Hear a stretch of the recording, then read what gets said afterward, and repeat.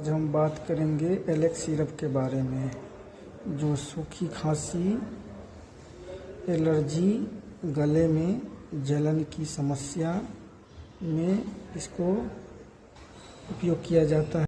Patient को नाक बंद हो जाता है, गले में खराश रहता है, गले में जलन देता है, सूखी खांसी की समस्या रहता है, तो उस पेशेंट का ये एलेक्स सिरप दिया जाता है।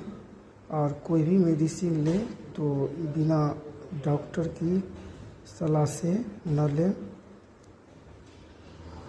तो डॉक्टर की सलाह के ही अनुकूल चले। मेरा वीडियो जो है वो सिर्फ जानकारी पर्पस के लिए है।